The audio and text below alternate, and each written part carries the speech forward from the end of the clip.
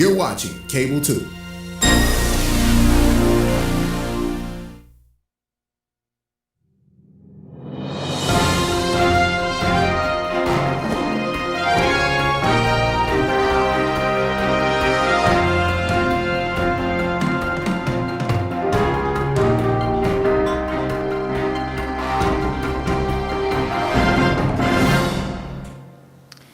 Good evening and welcome to the Winston-Salem Forsyth County Board of Education Special Call Board Meeting for January the 5th, 2021. I'm Shay Woodbury, Chair of the Winston-Salem Forsyth County Board of Education. I will go ahead and officially call our meeting to order. We need to establish a quorum.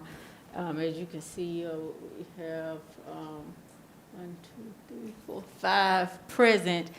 And let's see here, if we have board member Montsinger present and Present. okay, who else is on the line? I'm on Okay, remote. thank you, board member Board Crowley. member Crowley. Okay. So a quorum has been established, so I count 7 beyond. Next on the agenda is the agenda review. Is there a motion to approve the agenda? A motion to approve. Second. If there are no further questions or discussions, all in favor, let it be known by aye. Aye. Any opposed? Aye. Thank you. The next item is discussion items. I do want to sort of set the ground before our interim superintendent comes up and give us essentially an update of where we are. Everyone knows that officially the board approved Plan B, which is one of 3 options according to the state on how any school in the state of North Carolina re-enter schools since the pandemic. So our board approved Plan B, and that is how we are operating currently. So tonight, the interim superintendent plans to give us an update on how our schools will continue to operate in Plan B, particularly coming back from the winter break. And so we look forward to what her work and staff work consists of from a day-to-day perspective to make sure that our schools operate safely. I think that the community definitely looks forward to having any insight on the idea of metrics or guidelines that, of course, we are being directed by health professionals and the scientists.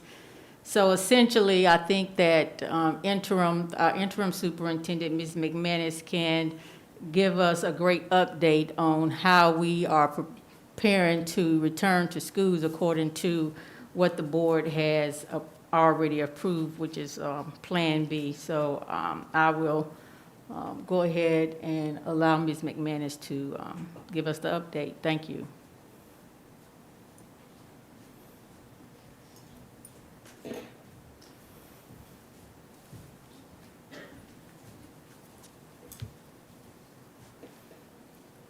Okay, let's see. I think I'm ready up here. I have lots of papers in my hand, so.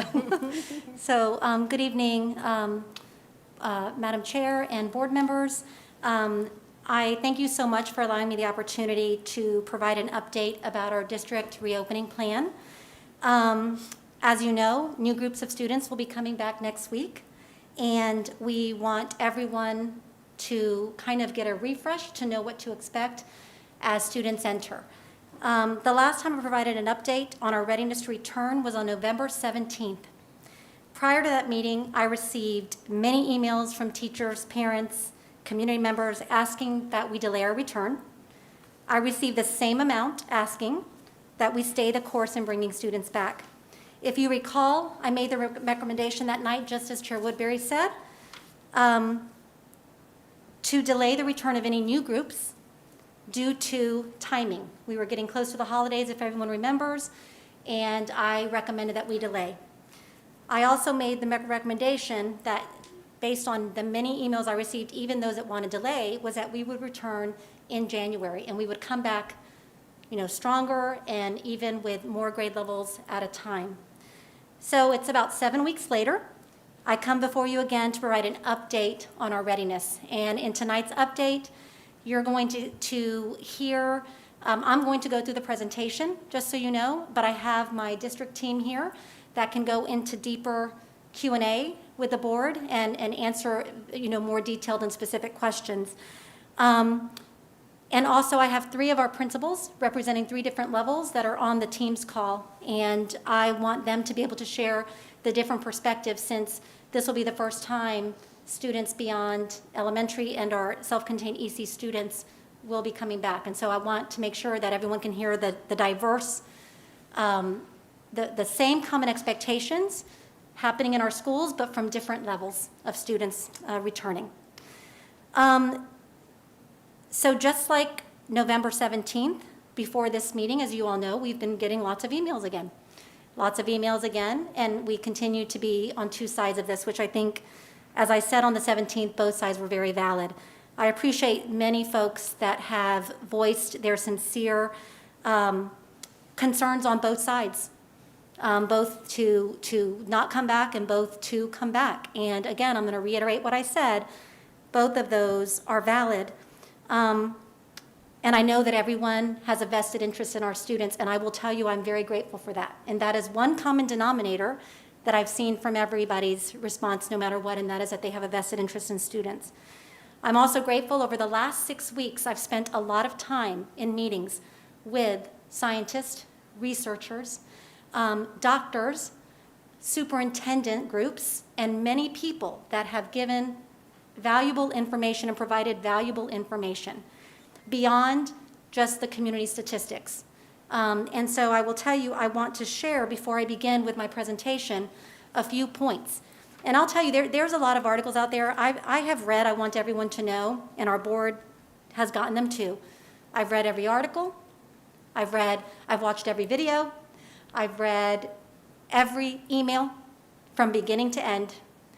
And it's been, a few hundred probably, but which is not, that's not terrible.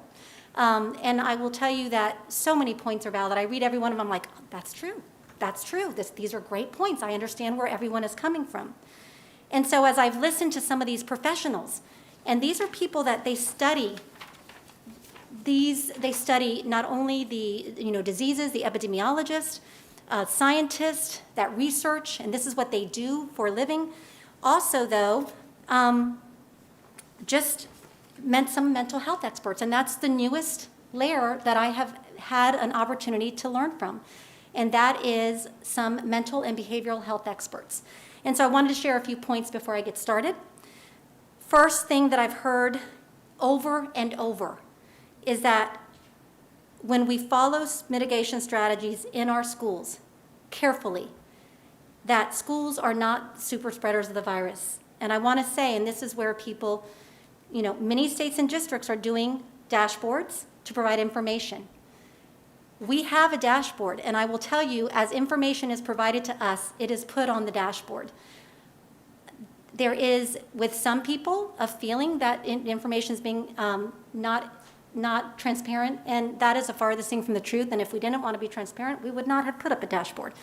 As people call in their report, it is put on the dashboard. Now, if someone doesn't call it in, we don't have that knowledge. If I'm positive and I don't report it to my school, which is really law that you report it, then we don't necessarily have that information. I say that to say, all of these dashboards do not document where COVID was acquired. Now, in contact tracing, you try to get at that, but they don't. And so virus transmissions that took place in schools are not separated from infections that occurred elsewhere, but were simply detected in schools because we expect people to report and then we quarantine. So reports of cases among students and staff should not in themselves lead us to believe that attending school is a great source of spread. Next, 43,000 medical health scientists have said that lockdowns do not help and actually can hurt communities when you completely lock down.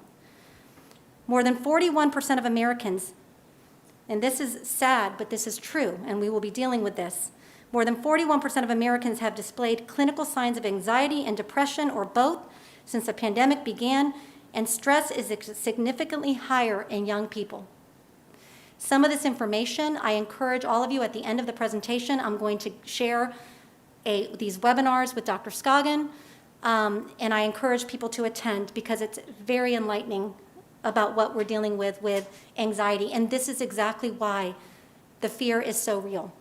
The long-term psychological consequences of collective trauma created by the pandemic can last a decade or more.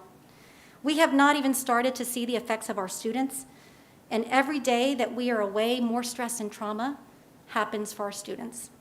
There are many more points I've learned, but I wanted to just pull out a few, and I will tell you with all the articles, and many are not research-based, they're blogs, they're opinion pieces, you're going to get the gamut.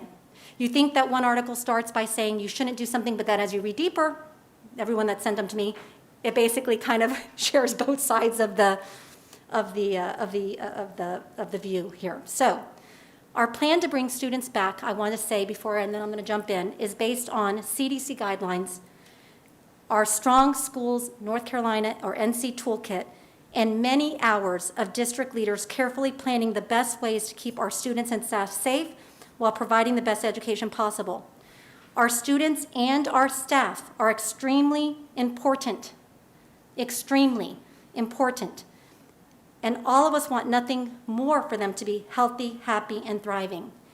And because I will tell you this very openly and honestly, because I want students back in schools does not mean I do not care deeply about our staff. I do.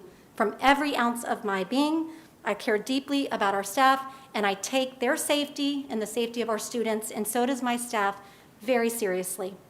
Schools and our teachers, what we have learned, are critical to the success and well-being of our students and the future of our community. So I know some people want us to keep pushing back. We've gotten 2 weeks. We've gotten wait till the virus, to the vaccinations are done. Guys, if we do that, we're not, people that want to do that, you're not going to come back this year. This is not going away. Not everyone even may not choose to be vaccinated. This is going to take some time. The update that I'm about to provide will provide information to our staff and families about our readiness to return safely. And I will tell you once again, we will do everything in our power to make sure that happens. And before I even jump into the PowerPoint, if that means more PPE, I am very serious when I tell people I do not want to hear that we don't have what we need to do this successfully. I know we do. We have the resources, and I know we can do this safely. So with that said, I'm going to go through. Here are the goals of this presentation. Provide the latest developments on our readiness plans, provide human resource data on staffing, and share information about resources available for our safe return. Here's our schedule. As you remember from November 17th, 3 grade levels returning, then on January 19th, at the week of January 19th, 4 more grade levels returning, and then on the week of January 5th, 9th through 12th. Remember, 6th grade, 4th and 5th, 7th, 8th, 9th through 12th are all cohorted. And you'll hear more about that as we move forward, but I will tell you that you should be hearing middle schools probably this week, if you have not heard already, about your cohort. High schools probably into next week about your cohort, but parents, you should be made aware very soon the cohort your child is assigned to. Flex Wednesdays across the board will begin on February 3rd. We want to make sure everybody knows that. Remember, we left high school alone at the request of many students, but we said at one point when we started the cohorts, we were going to get back to the flex day that is common for everyone, and so that we can be consistent with the day that teachers have for planning, which is really a huge component of, I will tell you, flex days is about cleaning, but beyond that, our teachers need time to plan for this concurrent instruction that is extremely challenging, extremely complex, and they need that time to plan. And so that is also a reason for that middle of the week full day of planning.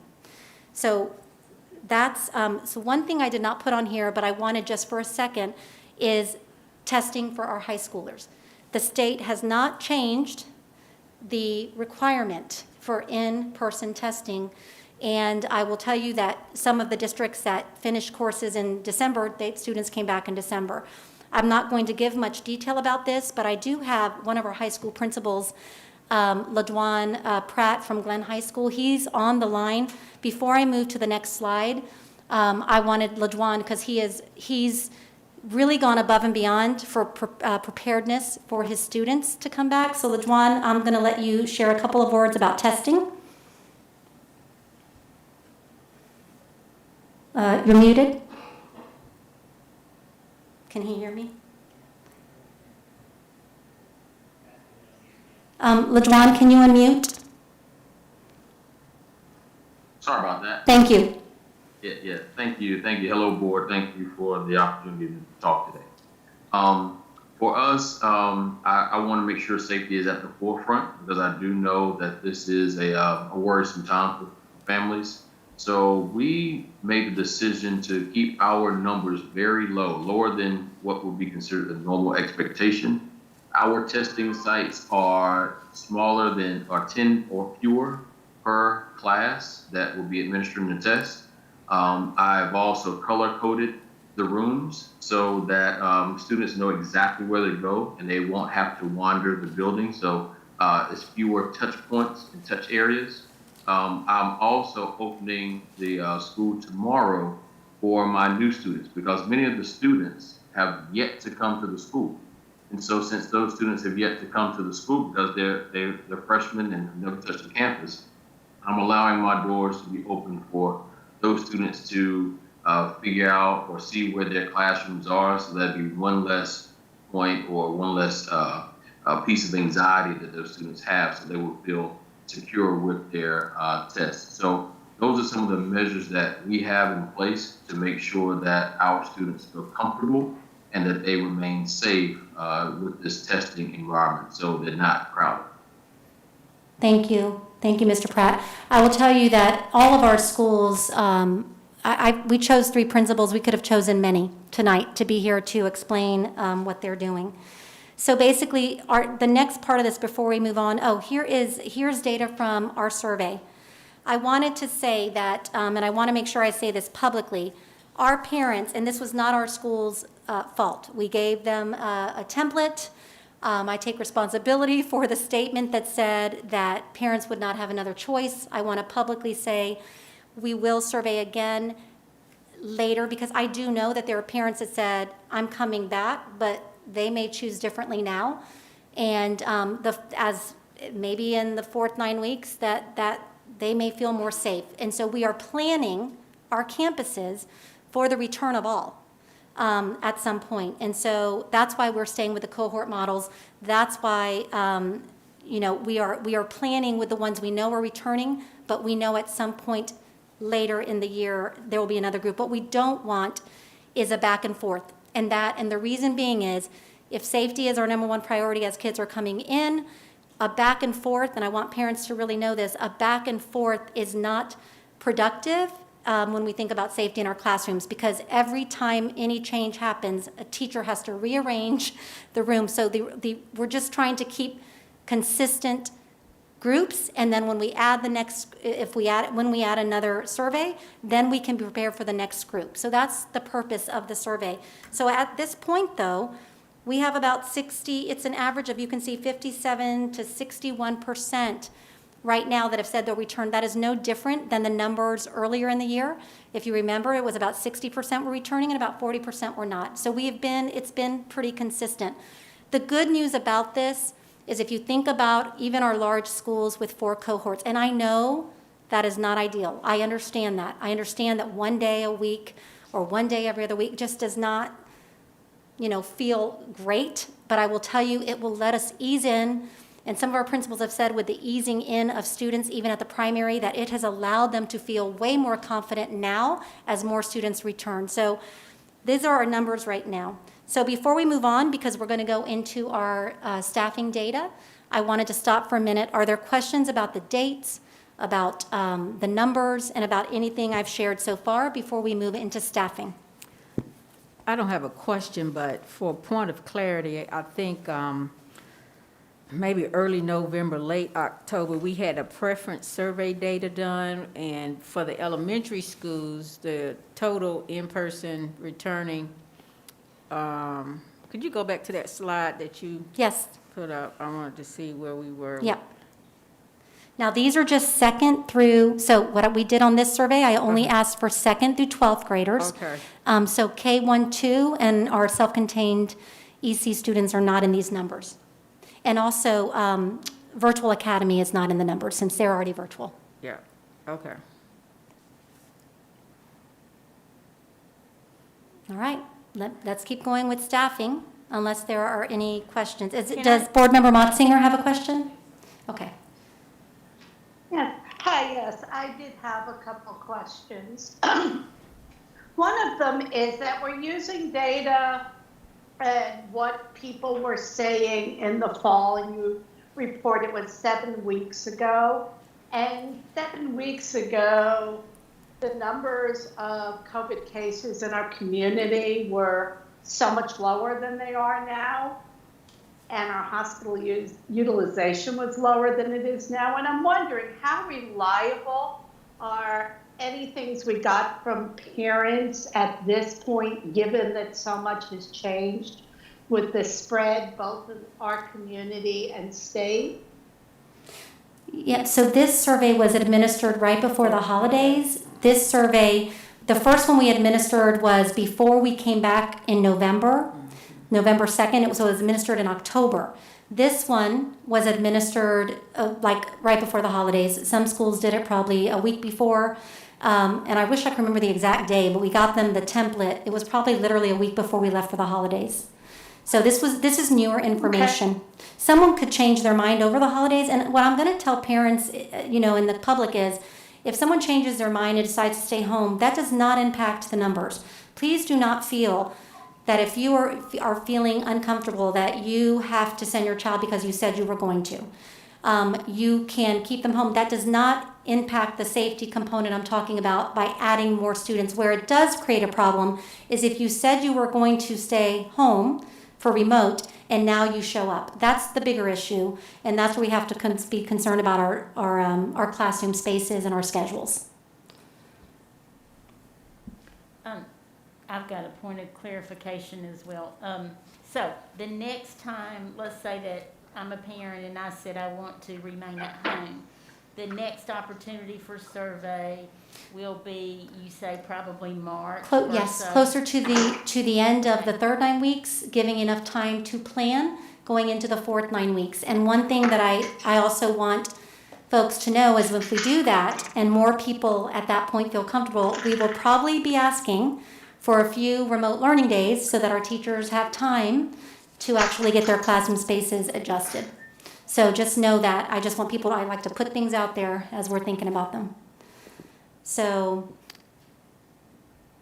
all right, so let's move on. And can I also, and one other, I guess this is about a staffing question, because I know that the surveys to staff about whether they felt that they were safe to be in the building. See, what I'm hearing from people and what we're saying seem not to line up very well. So I'm really curious to see what happens here. Okay, let's talk about our staffing now. Perfect segue, Board Member Motzinger. We're going to talk about our staffing next. I was sitting there wondering why the screen wasn't moving. It's because I have to do it. Okay, here we go. These are the topics we're going to be discussing. Vacancies, retirement, resignations. You can see the topics on this agenda on the PowerPoint. So we'll start with our vacancies. And again, here are our vacancies this school year, and this is up until December. This is December. This is December vacancies. That does not include if anyone decides to do something different in January. We don't have those numbers yet. We're still, having conversations with folks. But so 73 vacancies right now. The way I look at this is we started the year. I remember we were like, how many vacancies we have going into this school year? And it was in the 30s. And so we have increased in the teacher vacancies. 73, and to gain perspective on this, and one of the biggest things I asked is, are these coming from the same schools? I mean, out of 80 schools, you can think about numbers. My biggest concern were these coming from any one school, and that is not the case. It is spread out. Certified non-classroom, you can see the numbers, and our vacancies in classified staff, you can see the numbers have increased from last December to compared to this December. As we move to retirements and resignations, last school year, in August of 2019, we had certified staff resignations or terminations were at 259, and this year they're at 177 as of right now. Classified, and then you can see the next column are your classified resignations and terminations. The first one was certified. This is classified 155 last year compared to 148. And then you can see the other numbers. There's not much difference in the other numbers. I would say the biggest difference is there were more retirements or resignations last year. I asked, when I was reviewing this with HR, I said, what happened last year? That seems to be a lot. I will tell you, and just for the board and for the record, retirements, when you're ready, and that's an exciting time for you. Resignations and terminations, I'd love to see those numbers completely change in the future because I want people to stay with our students for an entire school year. So we'll be working on that even outside of the pandemic because as you can see, 259 before the pandemic was high.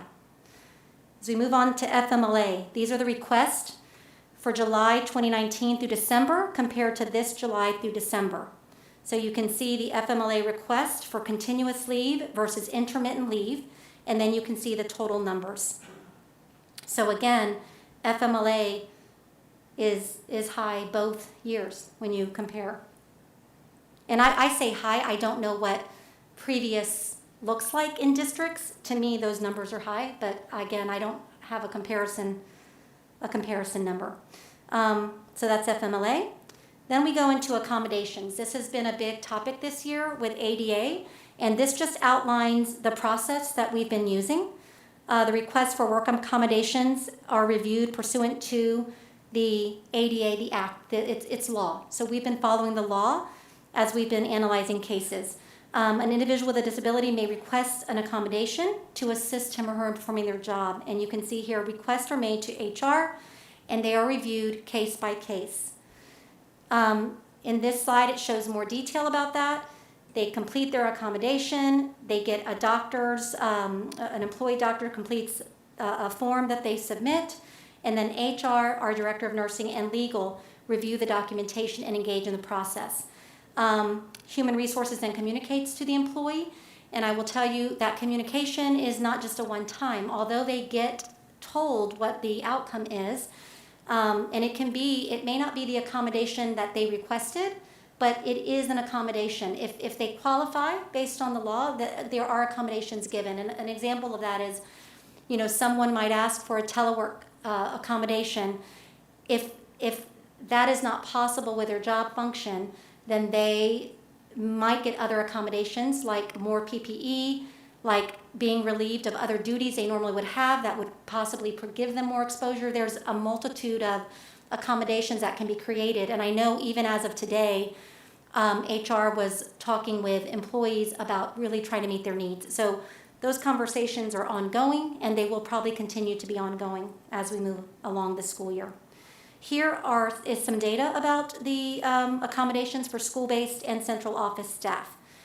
You can see that there were about 100 people that were given the accommodation of staying, working teleworking until students return.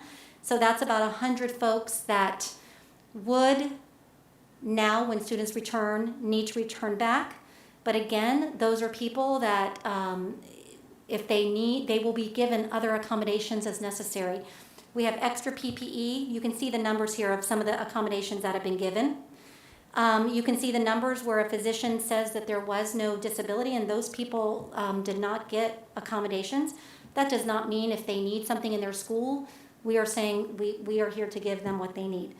You can see some of the other things, like the transfer to virtual academy that was offered early on. Some people declined that transfer. to be able to work completely virtual. And then there are just a very few people that have asked for mass exemption and have received that accommodation. That's not very many people that have asked for that. So here is just some data around accommodations. And then here is operations. Operations, you can see the number of leave without pay, FMLA, and then another mask exemption. Again, I'm going to go through the whole thing, and then you can ask questions, and I'll bring Jevelyn up, who will be able to give some more detailed answers. Here are staff and student cases and exposures for the last 3 months, right off of our dashboard. So this is not new information. This shows positive cases versus exposures. Exposures are, again, the good thing about exposures is we're trying to keep people away from school if they've been exposed. So yes, we have quarantine. Yes, that creates more struggle to find coverage and to fill vacancies and things when people are quarantined. When staff are quarantined because of staff exposure, if they are not sick and they're just exposed, we are covering classes so they can still log into their classroom and teach from home. So that is something that we are allowing staff. But this is the data. And you can see, obviously, when you think of the positive cases in staff, it's close to 150. And again, this is data that's reported to us and added to the dashboard. Contact tracing. This is really important. Contact tracing is a huge part of our process to keep our schools and our students and staff safe, and our families safe. And so we have increased our staffing from 3 full-time to 14 full-time and part-time staff. And we know when in our middle and high school students come back that there will be more to contact trace because they're not like in that self-contained classroom all day. And so we know that it's going to be more work, and we have staffed up to be able to manage that. You can see our dashboard. We've gotten some good feedback from many people about our dashboard, and this is not only from the health department. They're one of the people that have given us feedback, but also other districts. All of our folks are on different district type of other state groups, and so they get feedback and they get to look at each other's dashboards. And what we're finding is we want to be more accurate so people know exactly what is happening when it's happening. So rather than having cumulative quarantine, we want to be able to really track positive cases on our dashboard and have it updated regularly so that the public can actually see in this period of time how many positive cases were there. So again, we are perfecting this process, and so you're going to see some changes. Also, communications. We've had parents that are tuning out the calls of there's a positive case that's been in your school, and so we're going to really be reinforcing the use of the dashboard as much as possible. And those people that are exposed, our biggest focus is going to be not on exposure, on positive cases, getting to who are, if any, were close contacts, and making sure we handle what we need to handle and not spreading so thin that the process is ineffective and then appears to be less than transparent. So you're going to see some improvements to our contact tracing processes. Substitute teachers. So we have 974 substitute teachers on our roster. We've got 292 trained in Canvas, which means they're ready to serve as long-term subs if they are needed. 98 of them are serving as long-term subs, as you can see the date there. I will say that the fill rate of our regular substitutes that are requested due to daily types of things or staff being out, we're at an 86% fill rate. So that is down, the fill rate, and we have some reasons why that's happening. The average are 61 subs requested per day between August to December, and you can see the increase. We're getting increases for the number of subs, but we know that because we're expecting that to be the case as people are quarantining, as we need more hands on deck in our schools to be helping with educating our students.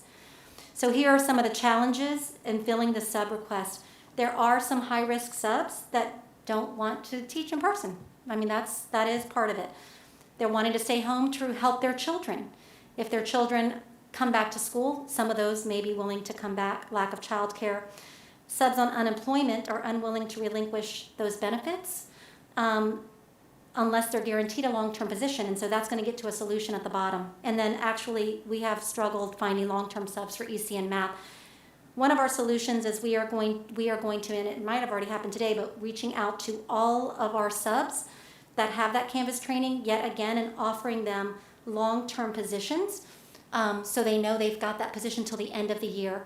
We're brainstorming many things like assigning subs to schools where they can be used as needed. These are some ideas we've been talking about today. So we are constantly trying to figure out, okay, how can we support schools when they have a need because of either a quarantine or a positive case, and how can we support them? Here's a vaccination information. We know that's coming. And so we will have actually more information tomorrow, according to the health department. But you can see we are part of phase 1B, and it's going to be broken down into groups. It'll be age 75 and older in group 1, group 2, 50 and over, and group 3 will be all ages. And you can see that we will submit information collected in a survey that includes the necessary information for the vaccine. So the vaccines are coming. We will be able to report a date probably by tomorrow, an official date. If you see, we will designate 5 school sites to host the vaccinations in the gym, and you can see the rest of the information there about vaccinations. We are working very closely with the health department. A couple of things that I think are important for you all to know is that we have a daily contact tracing meeting at the end of every day, and that includes HR, it includes our director of nursing, it includes our contact tracers. They're on the phone, they discuss what's happening. They make sure that decisions are made timely, that if a school needs a classroom to be quarantined, that happens. If a school, they're working with each school individually to make sure we're doing what's right for the safety and well-being of our staff and our students. And so all of that is our staffing needs. Are there challenges? So this is my concluding slide. Are there challenges? Yes.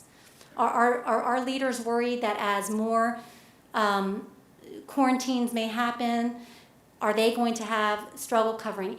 Yes, these are real issues, and we're facing it and other districts are facing it. I can tell you we are having an all hands on deck approach, and if any one of us in this room have to go out and help, we're going to be there. You're going to hear more information, and schools are about how we're going to all help, but at the end of the day, we are expecting challenges. Are we going to be creative in meeting them? Absolutely. We're not going to leave our schools alone on an island to solve these challenges. Can we overcome them to meet the needs of our students? Absolutely. So I don't want there to be any perception that we think everything is just roses and that we're not going to face issues. We know we are. But we do know we have the resources and the creative thinking and the staff to make sure we can work through those challenges.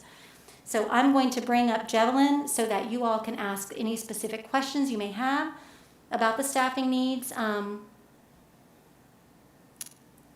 Javelin?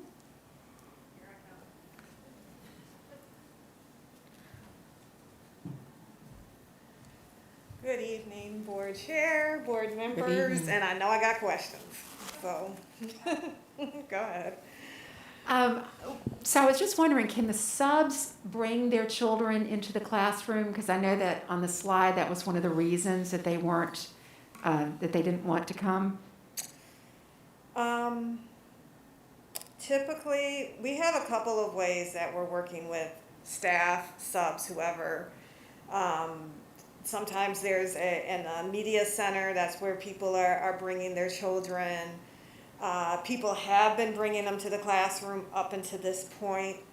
That is, now that students are coming into the classroom, that is something that we're going to have to look at from a case-by-case basis, because if it's a classroom full of 15 people, that's the maximum. Yeah, so we'll have true. to actually work through that. Thanks. Yes, ma'am? I've gotten a lot of texts on the eating situations in the classrooms. Could you kind of explain how we're planning on handling that also? That's actually coming later when we have Okay. operations, but Okay. yes, Thank you. we'll address that. And Were the resignations, did you see any trends in age groups or age groups of the teachers as well as possibly, did you have more at high school, more at middle? Did you see any trends or was it all over the place? But the trend that sticks out to me the most probably would be EC teachers and ECTAs continue to be the highest numbers. Board Member Motzinger has her hand up.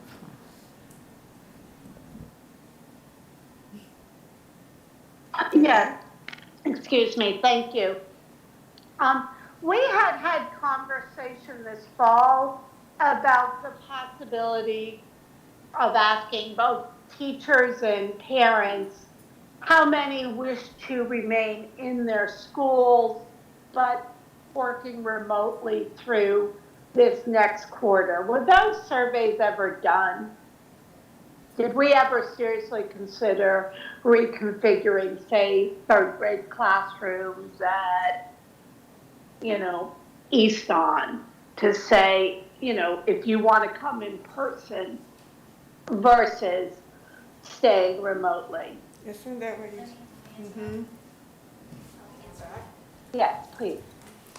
Yes, Board Member Motzinger. So we brought it to our staff. The issue is this, and to our school-based leaders, as is it something, and the issue is this, and there are districts that have done this.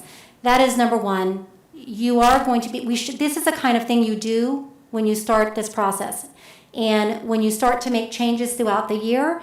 And there are kids home that are now changing their teachers. One of the issues was the regular changing of teachers. At the elementary level, it's a little bit easier, but at the secondary level, because of when we're coming back and changing teachers, and then if you've got more students that decide to come back, you do master schedule changes all year. The districts that have done this, and I've done more research on it, say that yes, it can be done, but it is extremely, number one, is it what's best for students with a changing of teachers, or as more students then start to return, is it helpful, or is it feasible that you're going to just constantly make schedule changes because more kids are coming back, and now you've got teachers that either have to come back to school to teach or because they can't stay home anymore, and it creates a constant flux. Is that making sense? So we have talked about it quite a bit. It is making sense, and again, what I'm hearing is the idea that we're willing to bend over backwards and do lots of things to try to meet the needs of our students. And anybody who knows me knows that the social emotional needs of our students has been a top priority of mine ever since I've been on the board. That's always been a priority. I also am very concerned about making sure that we're not creating an environment where our staff feels so unsafe and unheard, because they will not be giving, if you're too scared yourself, you're not as emotionally available to your students. And I also believe that so many of the expectations both parents and students have about the return to school are quite unrealistic. So I'd asked about this and we have talked about it. And yes, I know it's clumsy, I know it's difficult, but it sounds like we haven't done anything to really see what it would take to implement. Yeah, we had major discussions about it, the feasibility of it, but you're right, we didn't move forward on that. As a. And did we ask teachers? And did we ask teachers about it, or did we ask central office about it? No, not just central office, site-based folks as well. Individual teachers, yes, we didn't survey across the board. No. The other issue on that is you do have to have the perfect marriage. When you do this, if you did it at the start of the school year, you can create the perfect marriage, but you also have to have a system of who does get to work from home. You've got to have the right balance. Not everybody that wants to. I mean, if you have 3 classes of students that are learning from home, that's only 3 teachers that would have that opportunity. So there's a lot to this process where you have to create systems of who gets the priority to do that, and you go down so there's a lot that goes into that. It's not just a one-time, okay, you really need to work from home, so let's just, some of your students are there, let's change the others' classes. I don't know if I'm making sense, but you're right. So I will, No, yeah. I understand. It's very complicated and it's very hard. What concerns me so much is that on one hand, we're hearing that so many teachers want to be back in the classrooms and back with their students. And to me, in some ways, really looking at that and looking at the numbers gives us very clear information about which percentage of teachers actually want at this point to be back in their classrooms. So versus which percentage of parents want their kids back in their classrooms. And the other piece I keep hearing from parents is the choice I made at one point looks very different now that COVID is so extensive in Forsyth County. So I know it's hard. There's no good answer. I understand that. There is no good answer. But I think that on one hand, we say it's very possible to do this impossible thing, but it's not possible to look at this other very challenging process. Do you understand? Yeah. Does that make sense? Yes. I don't wish to be No, it does. dismissive. I'm just very concerned about that we're making decisions about which processes are too difficult to work through and which processes are, we'll do anything. We'll move mountains if we need to. And I do think there's a discrepancy. No, I appreciate that, Board Member Motzinger. And I will tell you this, is that our teacher, I understand as well, I'm with you. It's not just about the well-being of our students. That is our first priority. Our teachers have to be able to bring their A game every day too. What happens in our classrooms, and I've been in many classrooms and with the students that have returned, and I am seeing absolutely amazing work by our teachers. Does it look identical to what they would be doing in a different time without COVID? No. And I think what we do, you're not going to see what you see in a traditional year with students in groups and students collaborating and all of them up together and working in groups. We have to actually be realistic. The coming back to school is great. I've seen some amazing instruction. I've seen amazing instruction both virtually and in person. And I've seen amazing instruction with kids on the camera and kids in the classroom at the same time. So our teachers are doing amazing work, but I want everyone to understand we know how hard it is, and we know what they're bringing to the table every day, and we need to, again, make sure that we are level setting on expectations, that instruction is not going to be looking identical to what people are used to in the past. And our leaders know that, and district knows that, and I want to make sure our teachers understand that we know that. So thank you for your comments. Well, I mean, and again, there have been amazing things that teachers have been able to do remotely. It's not, to me, the issue is not are people doing good work. We have an extraordinary staff, just mind-blowingly good people working in our district. So I know that good work is being done, and it's been done since March, and it's been done for years before 20. My concern, of course, is not whether or not people are doing good work. They've done incredible work. It's what I keep hearing from staff is a lot of real fear and real terror. And I hear at meetings that we're being very accommodating and flexible. And what I'm hearing directly is something very different from that. And so when people contact me through social media and I give them my cell phone and I have conversations, what I'm hearing from them. And again, I always send people back. Anybody who knows me knows I will say, have you talked to your principal? Have you come back to them? Have you talked to the appropriate people? Have you followed the chain of command? Have you gone back to have you indeed done everything in your power to use the structure?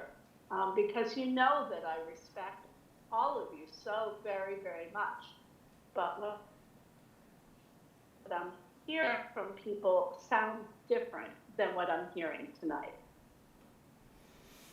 And I just have to say that what I'm hearing from individual people who cry on the phone with me versus what I hear from presentations, and that's been since COVID began, there's a discrepancy. And I just need to say that out loud. Okay. And can I, and so I think that Ms. Monsinger, not just for her, but I'm sure all of us have heard probably sometimes in, through an email or a phone call, what Ms. Monsinger is saying, and we've said, have you talked to your, principal? And it seems to be different. And I wonder if, in moving forward, if there's a way that we can, we say go back and follow up, right? We're not in the day-to-day work. We're not working in HR. But is there a way that we can feel like we're trying to connect them, to someone, and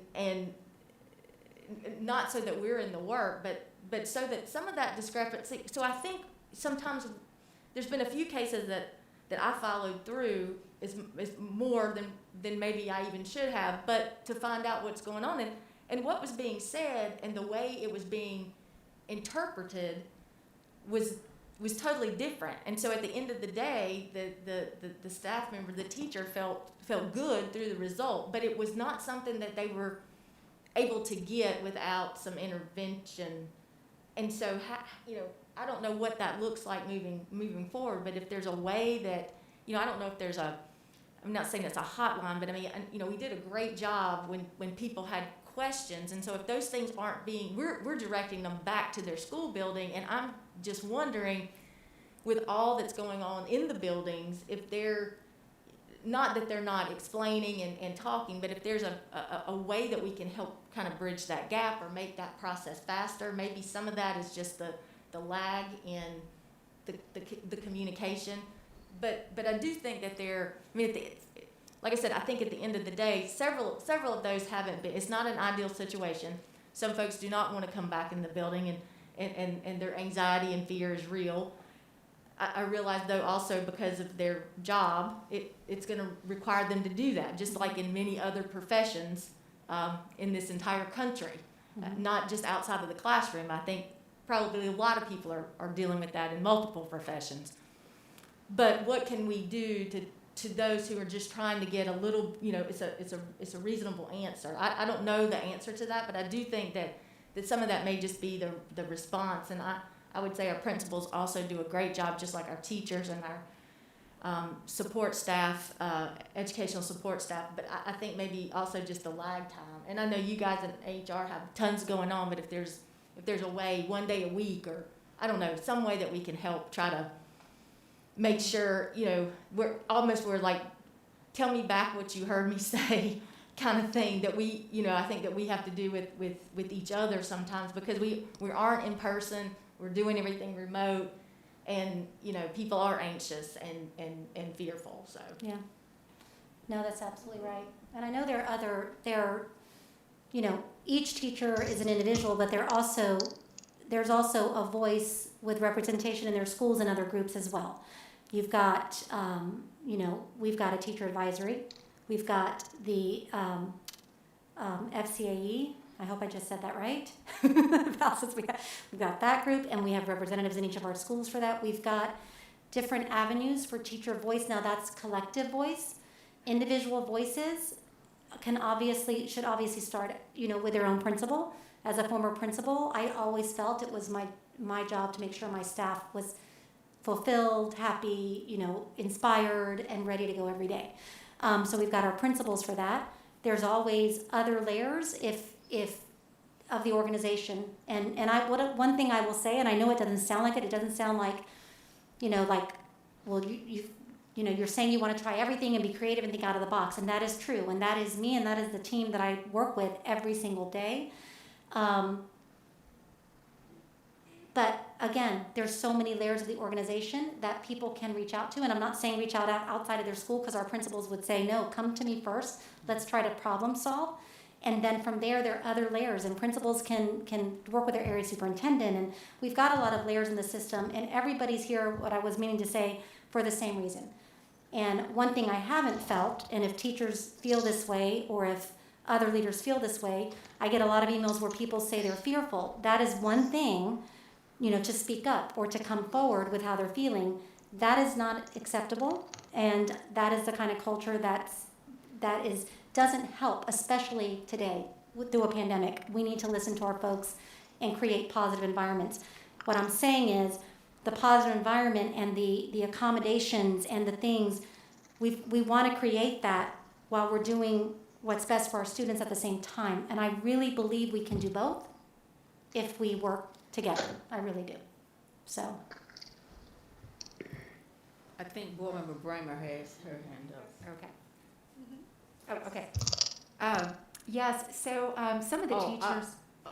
I'm sorry. Go ahead. Yeah, I think Board Member sorry. Bramer has had her Okay, hand sorry. up. Sorry, Board Member Kaplan. Board Member Bramer. Do you have Yes. your hand? Okay. I agree with what Ms. Motzinger, said. I'm here. I agree with Ms.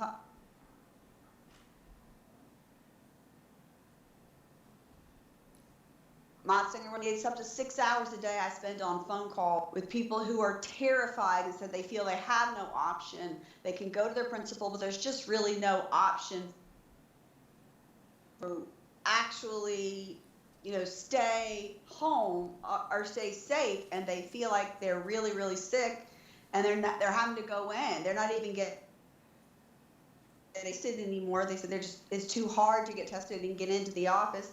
I've heard so many stories of things that make me very, very concerned, and I've tried to bring that up, but it's really difficult.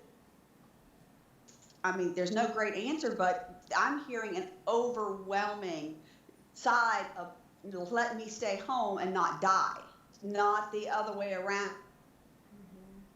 I'm great and happy and thrilled to be at the school. That is not happening. I'm hearing the exact opposite repeatedly and saying, please, please, please bring this up. Well, what I would say in terms of responding to that, we are working closely with the staff, and what we have seen in the accommodations process is it's a very iterative process. We continue our initial response, maybe we need more information, or here's other accommodations, but what we're seeing is people are equating teleworking with accommodations, and accommodations can come in many, many different forms. So we are trying to take the time to get to the root of it and discuss with people, what can we do to make this more comfortable, because you're in a role that needs to be in person. Or, what are your other options? There's many other options. I had a really good meeting today with, somebody that was crying, that was terrified, but I think she left the meeting much more informed of her different options. Her association representative was there too, and I want to say that he was very knowledgeable as well, and it was a very good meeting in terms of just broadening her options. And sometimes it just takes that. So if what you're initially getting, come back to us. That is perfectly fine. And we encourage that, and we'll talk you through all of your different options, but there's not just one option. And we just want to be clear about that. And so. I think Board Member Kaplan and then Board Member Parker. Okay, thanks. So some of the teachers have expressed that their concerns about just being spread too thin, trying to accommodate for the other teachers that are absent, teaching kids that are not their own, and it compromising their planning time. And just wanted to know what kind of creative measures could they do for that. And just, I know that this was a while back, but when I visited a school in Stokes County, the principal was talking about how he wanted to make a difference to help these teachers be able to have a little bit more planning time. And he changed the bell schedule, and those kids were let out an hour early to give the teachers that additional time. I don't know if that's something that we've thought about or could be something to consider. I don't know about the bell schedule, but I will tell you that we are thinking through all types of creative All kinds of solutions at all creativity. times. Yes. Trisha knows this. The Sigvanis knows this. You know, Nothing's off the there's table. all types of things that we're going to be trying, that you're going to see over these next months to support, and we understand that this is not easy and that we're all in this together. Yeah. So, but that is something we can, possibly look at. But we do have some other measures that we're not ready to announce yet that we are looking into right now to be creative about support. Thanks. I had a question, and they were in the questioning, in the conversation, they talked about that the ADA, their ADA accommodations would run out at a certain point. Can you bring some clarity to that? Is it, and I assume from the numbers that we saw that there's temporary and there's permanent, are there different layers of that? Can you explain that a little bit better? And if they are running out, do they have the opportunity to reapply or whatever? Yeah, so the ADA, as I said, is a very iterative process in terms of people have initially provided their information. Our response may have been, yes, you can stay out to this day because your students aren't back. And again, and they come back again. They're able to come back again and appeal. And we've looked at the same information over again. We've made some different decisions sometimes, as recent as today. We've also made may have stayed with the original decision. There's also, we've encouraged people to go through the grievance process, and in some cases, we continue to work with them, and that's no longer the pursuit that they're gonna take. So again, it just is a lot of back and forth, and you can imagine that people that asked for it way back in October, the situations are different now. So, I think we looked at one, I'm looking over at Dion, like we've looked at them several times. I think we can memorize some of these at this point because we've gone back over them so many times to think, now that the situation's like this, should we make some adjustments? So it's definitely something that we continue to look at as a team of HR, legal, and it's so great that we have a director of nursing and Jennifer Corso that can advise us and help us understand more about the situations as well. If they were given a date at one point, and now with things maybe different from that date, they can reapply to. They can have appeal. That date. It would be like they were given a day. They can appeal. We have changed some days, and others we have not. As I said, we'll take it case by case, whatever the situation is. But they can appeal if they were given one date and they think they need an extension. They can appeal for an extension. They can appeal, but again, we will review it just as we reviewed it before, and some may be granted that, and others will continue to work with, well, are there other options here because of the type of role that you have in the situation? Yes. Okay. I don't know exactly how to ask this question, but I'm gonna do the best I can. We have teachers right now that I'm looking at that are in our audience right now. And I can't help when we're saying and when we're doing how they feel, how they actually feel. Because I know these people. And I love these people and I care about these people. So I think that it's really important to be able to include our teachers and get their feelings that have come and have made a difference in wanting to provide information and safety. And I wonder if they are really getting a chance to do that. And maybe they are, and maybe they're not. I don't know. But when I look in this room and I see some teachers that are in the room, and I can't help but notice, I see the heads going this way, or I see the heads going this way. It makes me wonder, how are they actually feeling? It's real easy for us to sit back when we're not on the front line. It's really easy. We sit back, we're on the front line, not on the front line. And it's also easy to have a group of people that have always got something to say. Just like the letters, the texts, the things that we get. I mean, we've been called everything in the book. I'm just telling you, as though we don't care. Good God, we care. We care so much, or we wouldn't be sitting here right now tonight trying to do everything we can.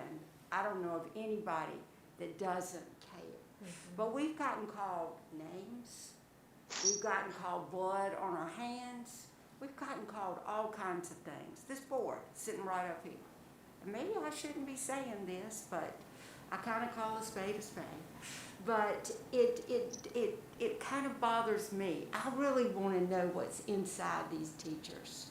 How do they feel? When we stand here and we say, you know, we want you to do this, we want you to do that, we're trying to provide safety here, we're trying to provide safety there. But we're not on the front line. It makes a big difference when you're on the front line. And I hope I'm making a little bit of sense, but I want to know not just what staff is thinking about. I want to know what the teachers are thinking about also. So that's my point, and I'm sticking to it. I think there's, I think that Ms. Motzinger has her hand up.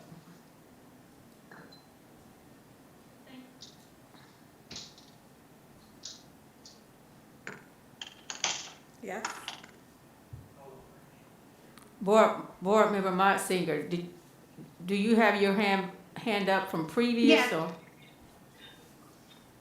I do have my hand up, thank you. I have a real concern about, and that again, what our staff are feeling and what we're saying are not the same thing. My other concern about safety for staff is that I hear physicians in our community say that schools are not super spreaders, that they don't really impact spread. And yet, when I ask for peer-reviewed articles, research, anything other than anecdotal, I was both told I'd receive it and never received it from anybody. I can't get somebody to talk to me on the phone. Winston-Salem Journal last week published an article done by Kaiser Health News Services and The Guardian that said that the government had underestimated by a third of the number of healthcare deaths tied to COVID that people got at work. So I'm really wondering why the great discrepancy between, I just opened up my local newspaper and I'm reading articles that are saying that what's been said to us and what is factually true, there's a huge discrepancy. And so I do understand why our teachers are going, how do we know that? I hear as a article of faith, oh, it's safe for them to go in schools with enough PPE. I also hear the White House task force has told us that if you're over 65, you should have your groceries delivered and you should not be out at all. How are we taking these very different pieces of information and actually wrestling with them. So here's what I will say, and I'm not pretending to respond to you, Board Member Mott Singer. I think to try to get through the flow of the presentation, I think a lot of the comments are very valid, but I think that, some of, whatever our interpretations are around the, updates are, what they are, but in order for, I think, the interim superintendent to stay focused and to share the update, and if we can focus our questions on the specific areas of the update, I think it would keep us more focused and clear to what's being provided for us as information and questions that we can ask that will, help us to return to school. So I hear your point, Board Member Mott Singer. I think the interim superintendent can come up when she starts to conclude and reply to that. I think right now, Ms. Bonner Reed is, finishing up her comments and updates around the HR piece. Board Member So Bramer, do you have with all due respect, Chair Woodbury, and I appreciate your point of view, but you began the meeting basically giving your point of view as the framework for the meeting. And I, as a board member, also have a very clear point of view, and I feel that it is reasonable when we're talking about staffing and saying it is safe for staffing that we have a conversation about that and have a conversation because, I heard from Ms. Cottle Jones that she is hearing very similar concerns. I'm hearing from Ms. Calvert Hayes concerns of the same thing, from Ms. Bramer concerns of the same thing. So I do think that these comments and concerns and questions are indeed very relevant to the conversation we're having. I agree. I think thank you. Yes, thank you, Board Member Mott Singer. Board Member Bramer.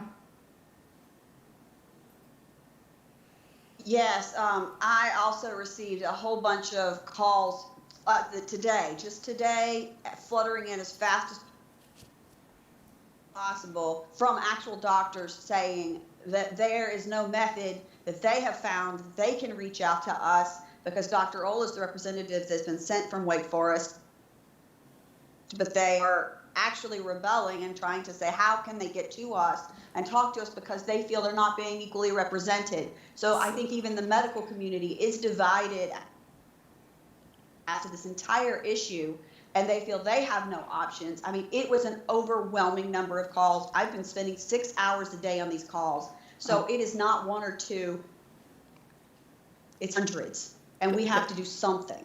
Thank you, Board Member Bramer. Is that the end of your piece? Okay. Yes, I just have one short update, and Okay. that is, I was able to get an update of the vacancies that she said. The certified there's 3 more vacancies. There was no other change. Since the original data was December 18th, as of today, 3 more vacancies for the certified teachers. Just wanted to share that.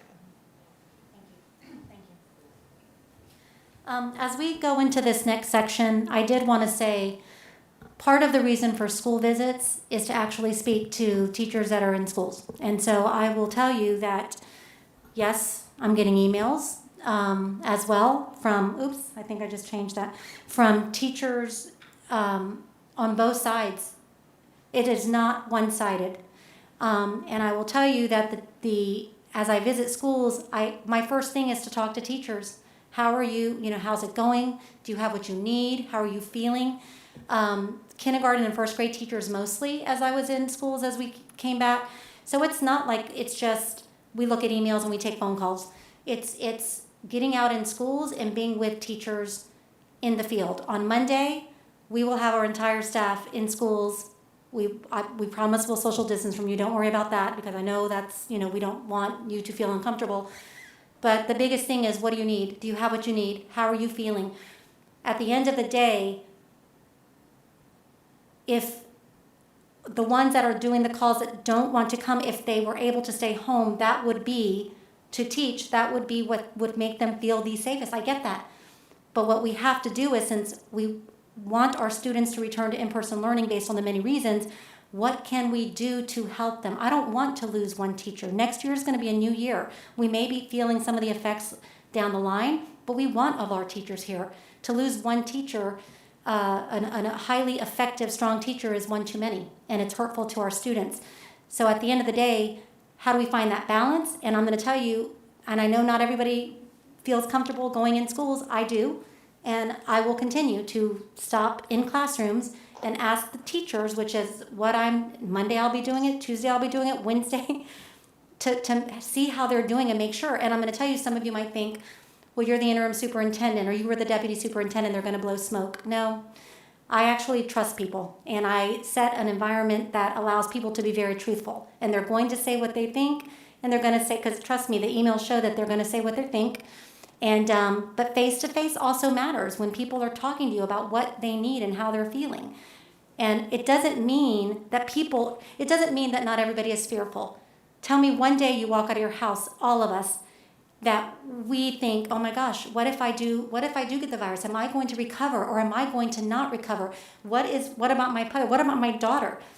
Trust me, there's not one person that is not thinking about that. And to think differently would be a mistake. So everyone's thinking that, but we have 4,000 teachers in our district, and some have been in their classrooms, and it doesn't mean they're not fearful, but they're doing great stuff. And I know that the board member Motzinger says I'm not questioning what they're doing, but what we're seeing is they're making this work on behalf of our students. And so I'm just going to say, we will continue to meet with our organizations. I value their voice. We will continue to reach out to them. We'll continue to be in schools and listen to teachers.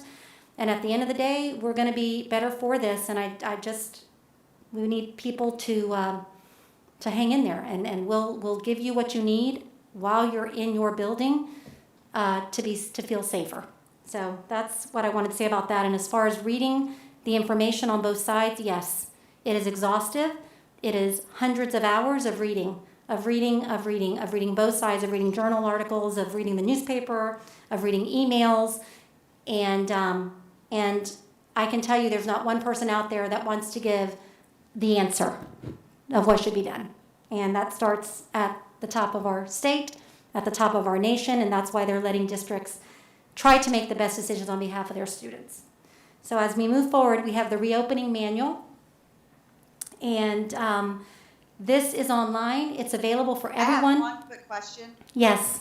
I apologize, but I have one more quick question. Mrs. And I'm sorry if you've already answered this, but I just need the number. Yes. Can you tell me how many substitutes we have available that are Canvas trained and have a laptop ready to go? I'm not sure. I'm looking at my staff. I know we have, how many was it Canvas trained? It was in the slide. I'm hearing a 0, so 290? I'd like to know exactly how many substitutes we have that are Canvas trained and have a laptop in their possession ready to go. We have 292 trained in Canvas. 98 of them are currently serving as long-term substitutes. And do those have laptops, the ones that are serving as long-term subs? I'm asking one of my staff members, board member Reamer, because I'm not 100% on that.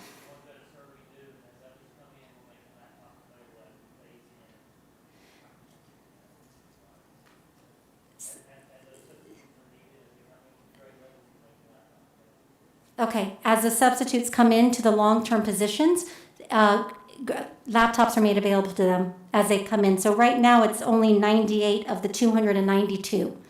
So we're trying to increase that number of long-term subs that are available. Did that answer your So question? 292 substitutes currently are available for any teacher to call. No. How many are available for people to call right now and take a spot? No, that is not accurate. That 292 are trained in Canvas, and those are the ones that we want to be able to use to do long-term positions, meaning fill a vacancy for a long term, not the ones that teachers can just call on a daily basis and fill a vacancy. Though there's a difference between long-term and your day-to-day subs that people can try to call and request. And do we have our number for the day-to-day that can come in at any time that are Canvas trained and have a laptop? So the day-to-day, and Javelin, correct me if I'm wrong, so if you look, we have 974 substitutes on the roster. 292 are trained in Canvas. Those would be the only ones that would actually be able to do any kind of online instruction for a teacher. The rest would need to come they're not trained on Canvas, the other ones. You want to, hold on one second.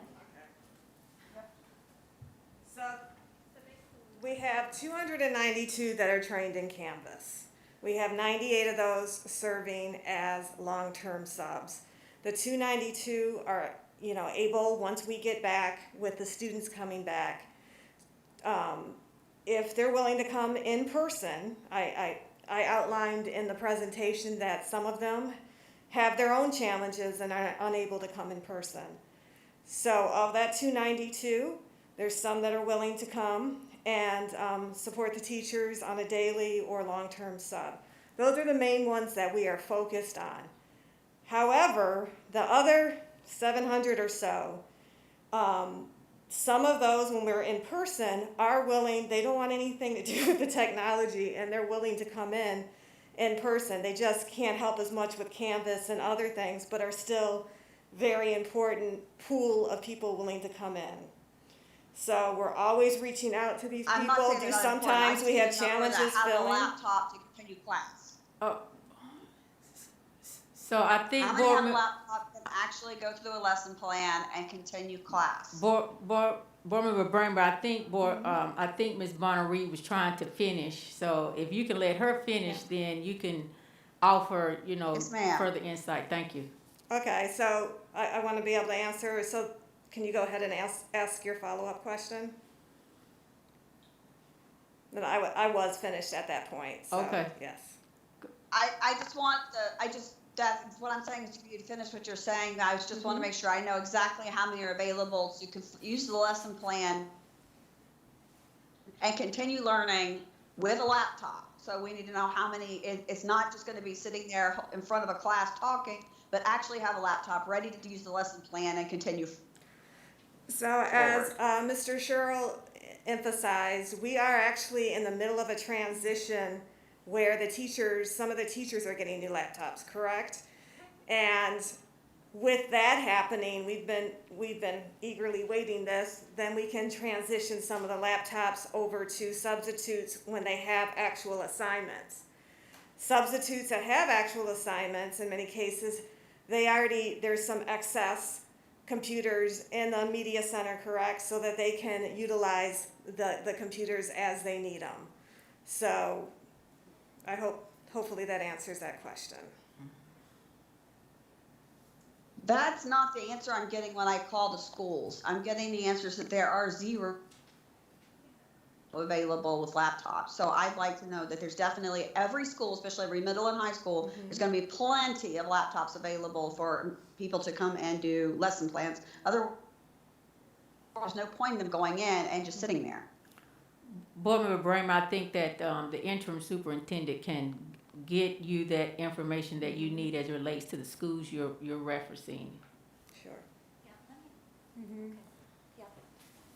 And maybe to clarify, like we were saying earlier, sometimes we hear things and then by the time you trace it down, it's totally different. So I think, I'm not saying to say it here, but if Board Member Bramer's called schools and they don't have anything, maybe sharing that directly with you so that we can clear that up would be what we need to do.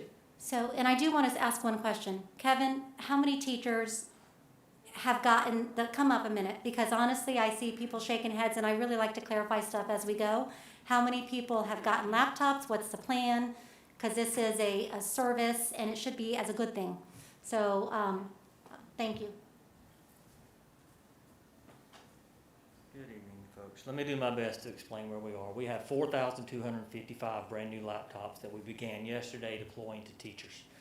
Going into each teacher's classroom, deploying a new docking station, giving them their new laptop. Now, as you can imagine, 4,255 is going to take some time to get those out there. I've got a staff of 10 folks working on that school by school every single day. As we do that, we're recollecting their old laptops, which we're making available to our teacher assistants. We're going to make those available to our sub-loaner pools. So we're trying to get every last laptop we can possibly get into our available hands to our substitutes and our teacher assistants. We freed up over 80 that we put into our loaner pools in our schools before Christmas to help with the substitutes that were coming in at that time. So the strategy is going to be a transition. As we roll out new, the old ones become available to be given to substitutes. So we're trying to stay just ahead of that curve at each school. And at this point, I do need to know the schools that Ms. Bramer is speaking about, and we'll address those, of course. But as students return and as teachers, as substitutes are being requested, we plan to make those available on an as-need basis as they come into those schools. So we're going to have to stay on top of it on a daily basis. There's no doubt about that.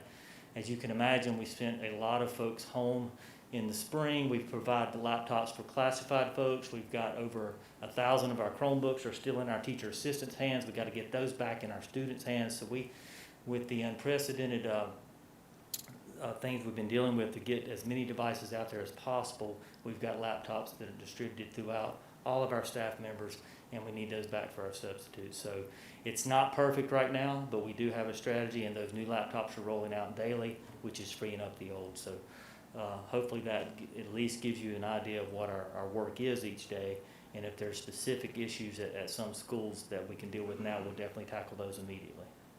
Any other questions about that?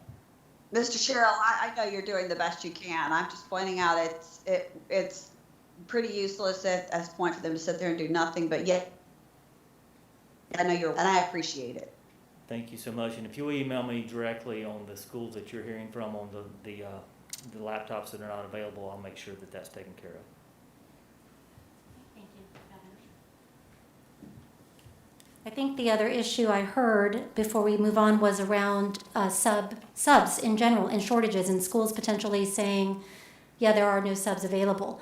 So I will tell you that all 900 of that group are not all saying, yeah, I'll go in every day into different schools. And that's why we're trying to create these long-term subs. And one of the ideas, and it was just discussed today, and I'm sorry, Jevlin, but we're trying not to share some of this because we've got to work out the details, and I don't like to say things in advance because I haven't even shared this with our principals except 3 of them that are on this call.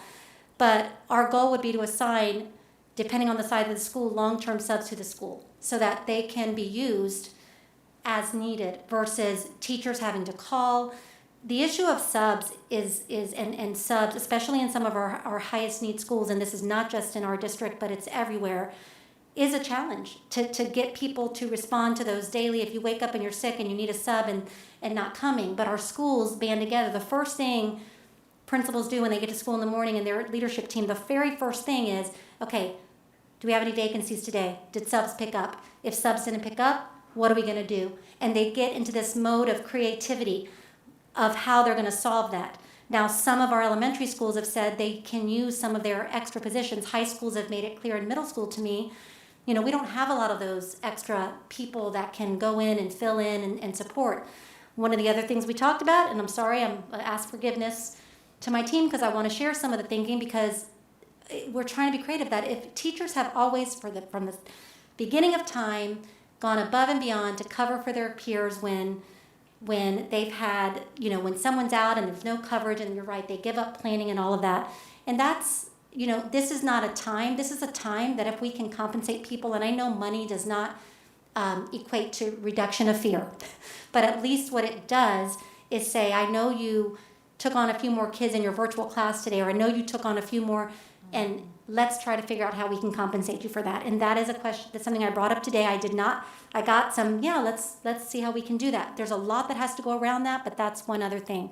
The other thing is, and people are going to need to be flexible because And I don't mean teachers, I mean everybody, because if depending on exposures and things like that, there are some unexpected things we don't know. If we have a lot of people in a school, you guys, it may have to be that we have to close shop for a couple. I mean, I don't want to go there, but what I'm saying is we're going to need families, communities, students, everybody to help us work through what we're not even 100% sure. Now, again, our principals and our schools and our teachers are being creative to try to cover for each other and make this work, but it's not going to be simple.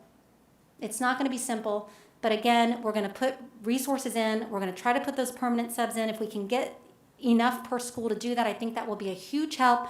And again, if a teacher's quarantined, we want them to be able to keep teaching. That's what they want. They don't want to lose that time with their kids. We just need someone to to watch the kids that are in person. That's where these subs come into play. So again, more to come with that, but these are ideas, and these are the kinds of things, if other people have ideas, teachers, if other people have creative ideas like that we can do, that share those. There's stuff we haven't even thought of yet about how we can make this work. So to the point about subs, no, there's not always going to be 5-10 subs readily available when people need them. We want that to be the case. We will keep working on getting more subs. But that's a good question you had, Board Member Bramer, about can they come in and just take over the online part of that? We have other people. There's no way. A sub can't even when there's no pandemic and there's no, some of our substitutes, someone has to walk them to the class, has to set up, has to show them what's what, that's part of that kind of onboarding daily of a substitute into a school. So your point is well taken. All right, so going on to our reopening manual then, and I hope everyone will read it. I know it was, it's very detailed and very small wording, but it's a lot of information, and what we finally were able to do is take everything we've come up with and put it in one place. Everything we've been doing and put it in one place so it's easy access for people in one place. So to start with facility preparedness, and this is not new, this is just a recap, and this is especially for our 2nd through 12th graders that will start to come back, what you should expect when you walk in. You're going to see sign placement, signs everywhere. You're going to see flow of traffic going in one way in certain hallways. We just need everyone to please follow. I will tell you, kindergarten and 1st graders have done this beautifully. So I am confident that the others can follow suit. The distancing, we have markers on the floor. Classroom setups are arranged so that kids are social distance, and this is across the board. I've been to some of our high schools. I've looked in classrooms. The seats are social distanced. We are going to have fewer students than we normally would have, which is a good thing because it's going to allow us to perfect before more kids come back. And again, plentiful stock of PPE. In some of the emails I've gotten, I still to this day are hearing that people, there's not adequate PPE. I'm going to tell you, if there's not, you're getting it. And if someone gets to their classroom and they don't have what they need to go directly to their administration. And if you don't have what you need to give a call to your area superintendent immediately. There is no reason that we do not have an overabundance of cleaning supplies, disinfectants, wipes, gowns, masks. There is no reason. It's out there and it's available now. I could see back in March and April and May that might have been an issue, but it is not anymore. And so we've got that in our schools. So our administrators, in the next slide, I'm going to call on a couple of administrators for some specific examples, a couple of our principals. Again, please make sure this stuff should be there for you. Expectations for cleaning and disinfectants. Again, every school has been given, we're still going to do our deep cleaning on the Wednesdays. We're still going to do all the spraying of our building. There are reduced touch points in every school where water fountains have been covered and other things where there are reduced touch points. There'll be ongoing cleaning of high touch surface areas and frequently. Every school has created schedules to make that happen. And then there's limited movement. Even though high school and middle school students will be changing classes, there's limited movement and numbers going through the hallways during the day. And so basically I wanted to stop really quickly because we've seen a lot of pictures at the elementary level. But I wanted to have a chance for LaJuan Pratt, who is a principal at Glenn, and Lisa Bodenheimer, who's a principal at Wiley, to explain. We also have Alicia Bailey on the line. She'll explain some other things, but if those two principals would explain a little bit about what you are having in place for your disinfecting and cleaning. We could start with Lisa. Do you want to get us started? Sure, glad to. Good evening, everyone. So at Wiley, we meet with our SMO day porter each morning to be sure that if there was any specific needs that need to be addressed for the day, that they can do that. We also have posted in all of our restrooms a checklist that our SMO day porter every 2 hours cycles through all of the restroom facilities in our building and signs off that the toilets have been cleaned, faucets, the push bar that's in the door closest to the restroom, water fountains, push bars have been cleaned, as a way to give him accountability for his daily workflow. We also have a detailed workflow in between the restrooms of the traffic pattern that he follows to clean stairwell handrails. And that's in addition to the normal sweeping and emptying trash and cleaning the staff lounge, the office areas.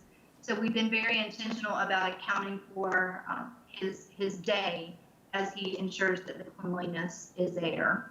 We've also limited and directed which stairwells. If you've been into Wiley, we have 6 stairwells. We have a lot of stairs, and we are not using all of them throughout the day to limit the amount of space that he has to cover.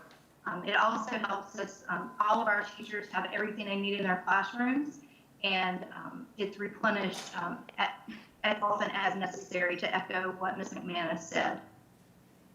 Thank you, Lisa. LaJuan, did you want to add on anything around changing classes and how students and staff will be involved in making sure each location is ready? Yes, I'm in a very similar situation as well, as far as she mentioned, high touch areas, touch points, and custodians doing the cleaning that they'll be doing. Same thing, we have directional arrows, we have our disc 6 feet apart, so even in the hallways, students know what to do. We have our teachers going out in the hallways during class changes. They are expected to clean the wipe off the desk in between classes, and also probably stand in the hallway and make sure students are on the the extreme sides of the hallway versus walking in the middle. I have monitors for during the planning period for the bathrooms to make sure that the bathrooms do not become a congregating area, and the custodians will be monitoring those bathrooms during the class, in between classes, to make sure that those bathrooms also are clear and clean. So those are some of the other things that we're doing. We also have desks. I want to mention that we have desks in some classrooms that we have 2 sets of desks, so that teachers could choose to alternate desks between classes if they want to. So 2 desks, 6 feet apart, 2 more desks. So that gives another measure of precaution if teachers want to take it to use and alternate desks, so that they only be used maybe once or twice during the day. Thank you so much. Thank you both to our 2 principals. And back to our PowerPoint, the next slide talks about the mask requirement.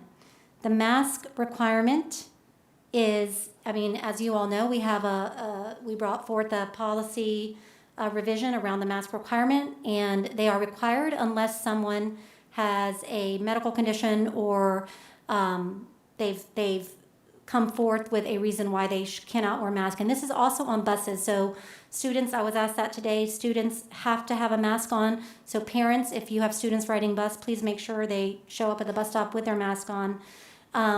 We also will have disposable masks available at schools in case something happens.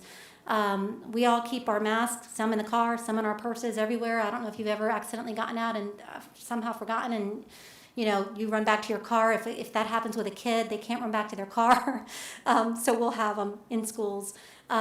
We have 5 cloth face coverings. All of our Title I schools are also getting additional 5 masks as a donation from Hanes, which we're thankful for. And so there will be a lot of masks available in the event that someone needs one while they're at school. I wanted to let Alicia Bailey is the principal at Petrie, and she is one of the schools that I visited, and I asked her to be one of the principals to be on today. But Alicia, tell us a little bit about the mask wearing, because I didn't ask for this. I was going to just kind of move over because we've talked a lot about masks, but I wanted her to share what she told me about masks. Sure. Good afternoon, board, and Happy New Year. So as principal of elementary school, when we started this journey, one of the things we thought was, how in the world are we going to keep these masks on our kindergarten and first grade babies? But I know that I can speak on behalf of my elementary school colleagues that have kindergarten and first grade in the building. We've been very pleased with our kindergarten students and our first grade students in regard to keeping their mask on and wearing the mask throughout the day.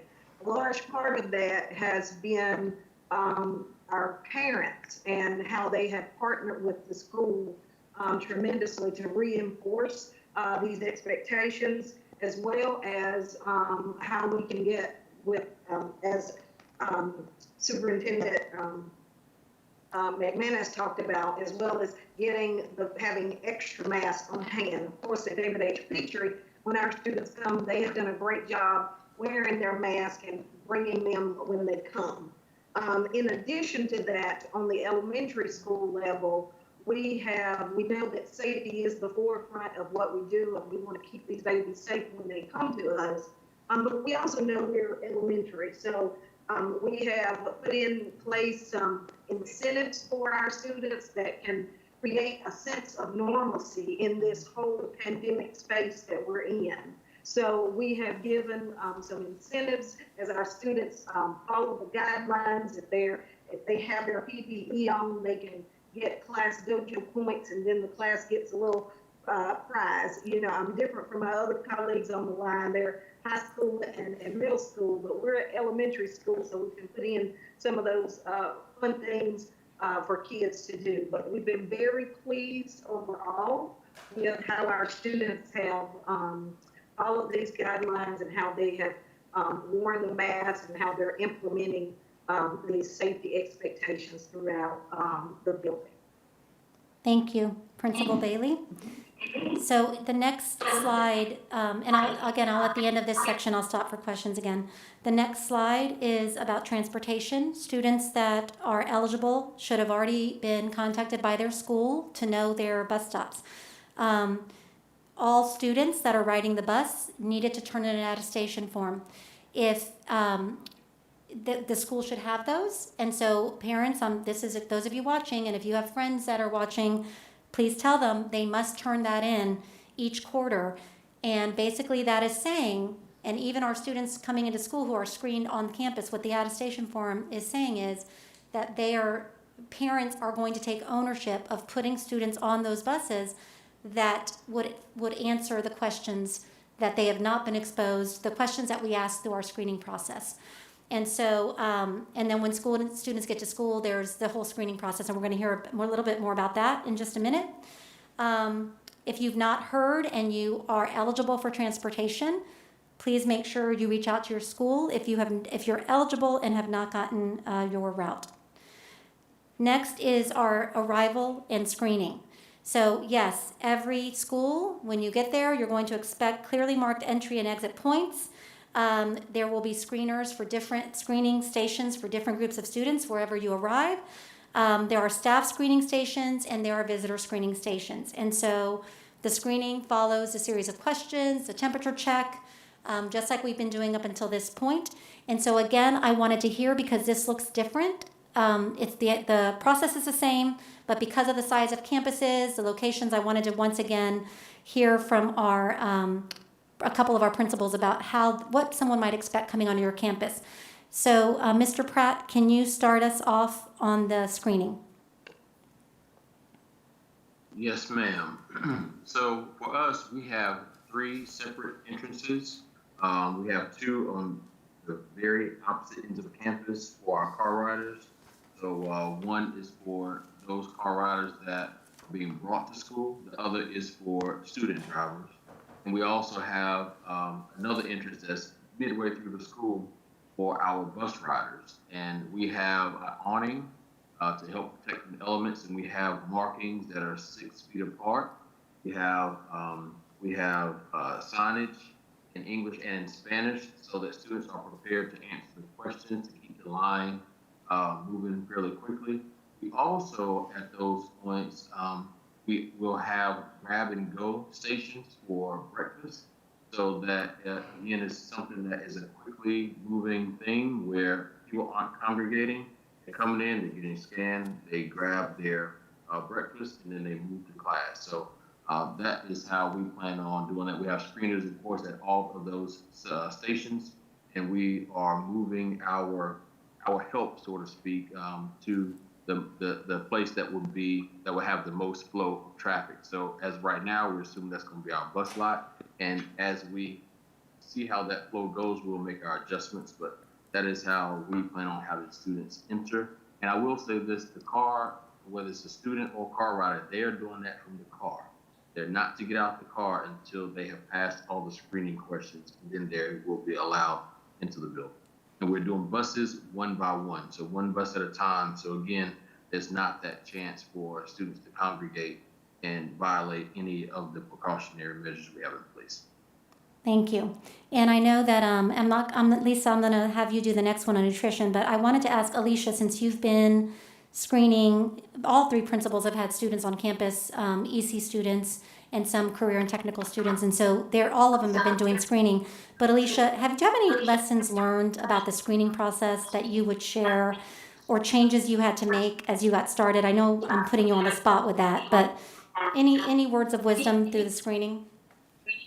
Yeah, so as we started the process, of course, we had more car riders than we did bus riders at first because of the phase in, which we really liked, the phasing in, because it helped us to kind of work out the kinks in the car rider line. So one of the things that we did implement at first, we had to make sure we had questions for both our English and our Spanish-speaking parents as we got through the car rider line, asking the questions with a little bit more faster for the car riders to come through. We did have to revamp the questions a little bit for the bus riders as they got off the bus, because of course you're asking questions to kindergarten students, and they begin to ask them the questions, they're like, huh? So we had to kind of revamp and reword how we ask the questions so that we can get some accurate answers from students as they enter off of the bus. But overall, we had moving the car line with fidelity and making sure that we were moving things quickly has gone well. Thank you. So in parents that are watching, again, please be patient as you're driving in, and if it's your child's first time, because our schools that are adding more students, it may take a little bit longer, and I know that you will be patient as we make sure that every school is screened. So the next slide is the one that Board Member Calvert-Hayes asked about earlier, and that is student nutrition. And in the student nutrition, first of all, our school's breakfast is provided right beyond each screening station, so students are getting breakfast and taking it to their classrooms. The good thing about breakfast going straight to your first class is that kids are arriving at different times. And so I know where I taught in a classroom a year and a half ago when we had the shortage. I went back and taught for half of a school year. And the kids would come in at different times. If they rode a bus, some would come in, some would. And so the good thing about that is I know there's a fear of everyone taking off their mask at the same time. Breakfast will lessen that a little bit because not everybody will show up at the same time, and if a kid doesn't take long to eat breakfast, then you put your mask back on, and so there'll still be social distance within the classroom, and there may be, lunch is where principals are really being creative about trying to help with the concern about eating. And the concern about eating is one that we did on a meeting we had with Dr. Ohl and other doctors that did come up. They said it wasn't the academic spaces that were where potential spread was happening. It was more in the non-academic spaces, athletics, lunch, eating. And so we want to be ultra safe with the part about eating, because that's when masks are down. And so I will ask, Lisa, will you start us off, especially like at lunch? How are you managing that to try to keep your folks safe during lunch? Sure. So some of our teachers, we asked for their input, and one of the adjustments that we made is that our students who bring their lunch will remain in the classroom to eat. So that decreases the number there, while our students who need to go to the cafeteria travel down. And we're going to use support staff to help be the runners that take students to the cafeteria. Our schedule is going to allow us to have one grade level at a time in the cafeteria so that we can socially distance. And then there are some teachers who, if they don't have many students that bring their lunch, they want their students back in their room because this is an important social time. So we're leaving some things up to teachers that if they've got the space in their classroom socially distanced, which they already will have, but to have students in there eating, then we're going to give them that choice. But we're also going to make sure that the administrators are covering the cafeteria so that teachers don't have that added supervision.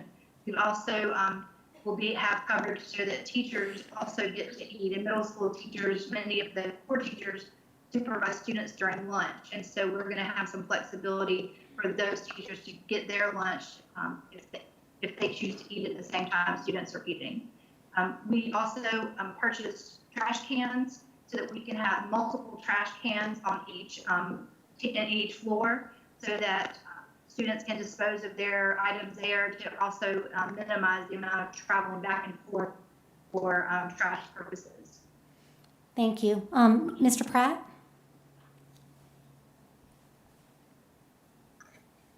Yes. So for us, very similar. We will have, as of right now, because of the sheer size of our school versus our cafeteria, currently what we have is they will be eating in the classroom with trash cans on each hallway. But what I've tasked my custodians with and a couple of my APs is we are looking to extend our lunch period to provide the opportunity for students to eat outside of the classroom.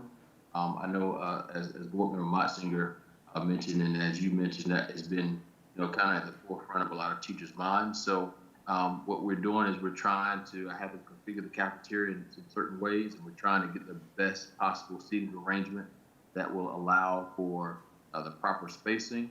We're going to get that maximum capacity, and instead of most high schools do their lunch in third period, I'm looking at extending the period and having it during second and third period so that we can allow students to eat outside the classroom and at a smaller, with a smaller amount of students in the cafeteria.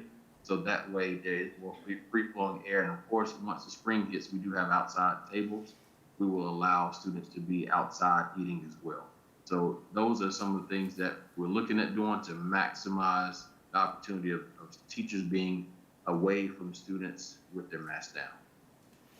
So thank you, Mr. Pratt. And finally, Ms. Bailey, did you want to add anything about lunchtime or breakfast time in your school?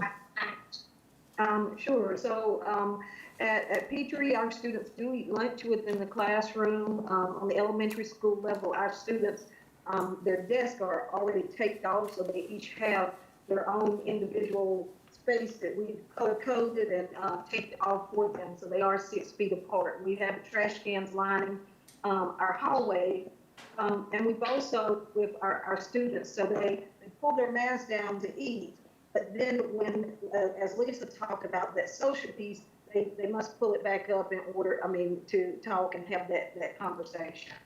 So within the classroom, we do have, on the elementary level, we have the luxury of having assistants in those classes. Some of our teachers and assistants maybe alternate if one wants to go out of the room while they eat and then the others stay in. So that's an option as well. But we are eating in the classroom, and it seems informal. So thank you. I think, again, this is the examples of principals working with their staffs to try to come up with the most creative ways during the eating time, knowing that that is the time of day where masks would be off while someone is eating. So again, thank you, principals. If you all will stay on, as soon as I finish the next couple slides, there may be some questions and I may be calling on you. So just hang in for a couple more minutes. The next thing I wanted to cover is the bipolar ionization. And if you want the scientific description of this, I'm calling up either Daryl or Lauren. But I will say these are the schools that have the process has been completed. And so all elementary schools will actually be completed by the end of January. And middle and high schools will continue and all schools will have this by spring. But Daryl or Lauren, will one of you come up to explain why this is something that we thought was important to do and to invest in our schools?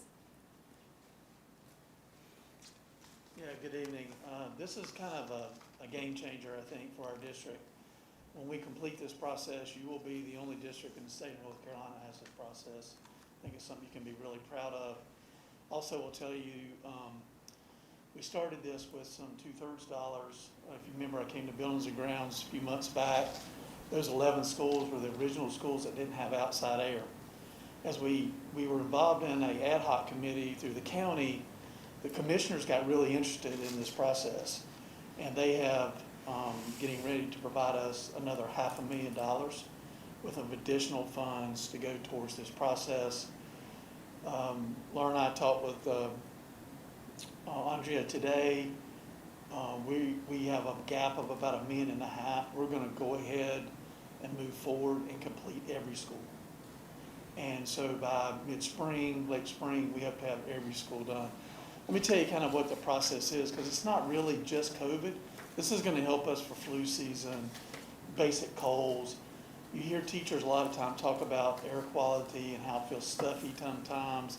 This is about airflow. So basically what happens is this thing looks like your cable box. It's like a converter box, right? It's about that big. Tags into the units. So basically air flows out, it comes back in, it creates these negative and positive ions. And so I am not a scientist, but it creates these ions that kills any virus, basically, and then it gets caught in a filter system, right? And it comes out as clean air into the classroom. It's kind of how it works. It goes out, comes back, comes into the classroom, clean air. So I think this is going to be a real game changer for our schools, not just for COVID. I want us to think beyond that. I do want you to know all of our elementary schools, every elementary school will be done by the end of January.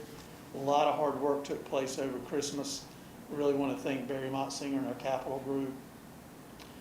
We completed Paisley Lawrence, Children's Center, Special Children's School, Carter over the Christmas break. So every elementary school will be completed though by the end of January. And then we will start then roll back out and start our middle schools and go to our high schools from there. All the isolation rooms that are in elementary, middle, and high are complete. So I don't want you to think that we've just done elementaries. We have gone into all the isolation rooms and they all have the clean air bipolar ionization process in place. So I think this is something that's going to be really unique to this district. Really appreciative of the board for your support on the capital dollars as well as the county commissioners to continue to move forward to complete this for every school in our district. Thank you.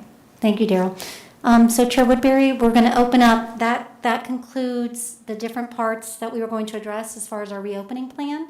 I'm going to share a couple of resources at the end, but if there's questions from the board at this point of all that was just covered around facilities, cleaning, eating, air, any of those topics. I don't have a question, but I just want to commend the Buildings and Grounds Committee, Daryl and Lauren, for what I just heard. And I hope I see that in the newspaper tomorrow because that is great and fantastic news. Thank you. Is a part of the PPE, are gloves a part of that, or is that something that schools need to request, or? Lauren, is it part of it? I'm not sure. Yeah? We'll bring Lauren up real quick if you have any questions about PPE or other items like that and how schools acquire them. Good evening. Yes, there is a catalog of all the PPE available to our schools posted on our website. It's under the operations department. And it does include gloves, the disposable masks that Ms. McManus spoke about earlier. There's also a section specific to EC because we know that they have very specialized needs that they can order the things that they need just for them. So if a teacher wants gloves, she needs to go to her administrator to ask to order the gloves and then have them sent to the school? Correct. Okay, and that won't, okay, Yeah, thank you. we've seen a lot of schools actually order a box per teacher for them to just have in their classroom so they don't need to try to hunt for them during the day. So that is an option. That is one item that probably in October, November was a little hard to get. A lot of medical suppliers limited the quantity. We've been very fortunate to work with a number of different vendors to get a lot of those in because we did have an influx, but we do have them in stock as I speak.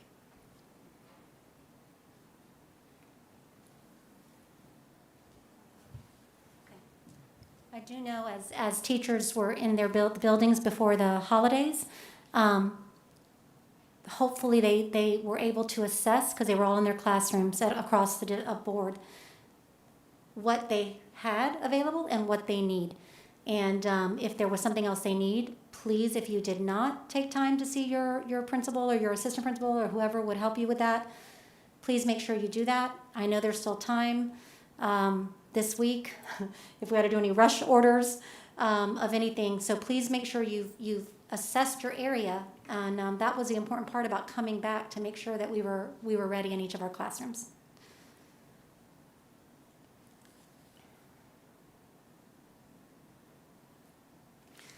I think, and then we'll just open it up if you all want to have any other discussion, but these are some resources. We have an employee assistance program. Employee health and wellness, there's help, and it's of no charge to you if you need employee assistance. These are other community resources available. And then I highly recommend, we sent this out to principals, I sent this to the board. Board member Motzinger is the first person that told me about this session with Dr. Scoggin on coping with COVID, fatigue, and anxiety. I would recommend that everyone attend that. The information is extremely clear about why people feel the way they do. It actually creates where there's judgment between people. It makes things clearer. I highly recommend it. And not only that, but that it gives some strategies for how to deal with stress. When he shares that 41% of people have anxiety and the mental health concerns, that's a lot of people that normally would not have. And so the virus and the way people are feeling, I've said it before, it's very real. It's nothing that we take lightly. And so I hope that many people will join his sessions that are free. And he is also very willing to do more sessions if a school wants to after these sessions. He said we can just use his information, but if a school wants to actually bring him in and do something with the whole staff, they can do that. And he also recommended 2 of their children psychologists and behavioral health doctors for children. I actually have a call with them tomorrow to see what we might want to do for our children and our younger students that are also suffering with anxiety and stress. So that's our update, and just general questions and answers. One last thing, and then I'll be quiet, but the last thing I asked the 3 principals that I asked, and the only preparation I did was, hey, here's what I'm sharing. Just please share your thoughts on the spot. I did not ask them to prepare. I asked them to just share what they thought. But the last thing I asked them today was, tell me your truth. Are you nervous about reopening? Is there anything else? Please just be real with me. And the one part that is more fearful for secondary is around staffing. To be completely honest, but they feel very prepared. And so they said, Mr. McManus, we feel like we're prepared for students to enter. We are a little bit nervous about coverage if we need to have things happen, but again, we've talked about some things today that they didn't even know about until that call that we're going to try to do to make sure that staffing is not an issue. So again, we're ready. Are we going to have no issues? No. Are we going to have no spread at all? No. But are we going to do everything in our power to make sure that our staff and students are safe and have what they need and that we are responsive? Yes. So thank you for your time. Thank you, Ms. McManus. I think Board Member Motzinger has a question. Yeah, hi. Thank you so much. I know that you and everyone is working so hard. My specific question, and then I'll have a comment, is there any level of transmission in the community in which we would consider going back to remote school? Or are there any metrics? Is there any, or is it just short of the governor closing schools, we will not revisit making a decision about this? So I will tell you, and I'm just going to speak from the multitude. I am not an expert on what should the metric be and what. I'm going to speak to the advice that I have received across the board, and even being part, and I know Duke is not, in Winston-Salem, Forsyth County, but being part of the Duke Collaborative, and there has been people have been discouraged from using a set metric. And so as I look across many districts, no one is using a set metric. So for me to say, when it gets to this, when it gets to 15, 20, 25, I am going to count on, and I know that this is, people may disagree, I'm going to count on that our numbers will start to go down more and more. Monday will be 15 days after Christmas. It'll be 10 days after the New Year. The biggest thing that we can do as a community and as individuals is to not let our guard down when we're outside of our schools. We are following mitigation strategies in schools. If we leave schools and let our guard down, that is that's problematic. And that's what's causing, spread. And in schools, if we do not social distance, if we do not, so I know that our schools are doing things, they're not having meetings in person with teachers, and where there has been spread has always been among adults is when they've come together. And I know it's very difficult. But I say that, Board Member Motzinger, too, I don't have a number that we are saying that we've decided on. If the board wants to say there's a number, I'll listen to other people, but what I'm saying is I know I don't have a number that we would make the decision on. Yeah. So, of course, that's, it's very concerning to me that, for example, in Great Britain, they have completely closed schools and universities because of this mutant variation, which is present in the United States and is more contagious, not more lethal, but more contagious and seems to affect children. And the comment I wanted to make is about historical, that we are living through a time that we will not know the truth of it for a decade or more. There will be all kinds of analysis, and we will come to understand exactly how prevalent was this, what is the effect on people who get sick but do not seem to have serious problems. But we're not really going to know what the effect on children is or on young adults who are affected. But what we do know is that the next couple of months are going to be the most deadly months in our country from this disease. 1 out of every 1,000 Americans has died of this disease.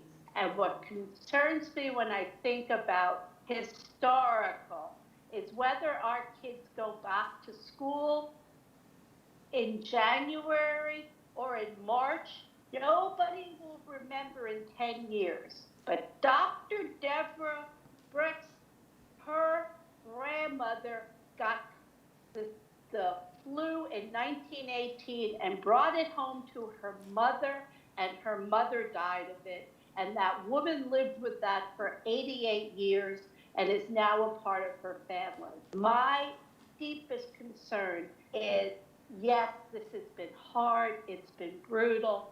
Nobody will forget living through this time, but I don't want us to be losing people and have it connected to our schools. And that's why I feel so fiercely about being more cautious and precautionary than we're being. Right now, the number of infected people is going up drastically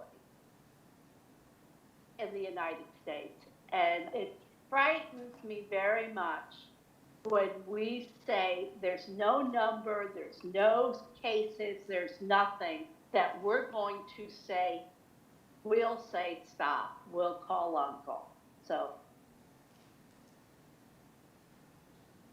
I think that we have an end in sight, but all of the epidemiologists, the big guys, are all saying the next couple of months are going to be the worst part of this infection and the worst public health crisis our country has ever seen. And 10 years from now, our kids will not remember whether it was January or March, but they will remember if their teachers died or they brought something home to their beloved family members. Oh, thank you. I think Board Member Bramer had her hand up. I did, and I agree 100% with Elizabeth. I think that we are going to leave ourselves with this absolute horrible legacy. I mean, the responses I'm getting right now from on my text messages are overwhelming.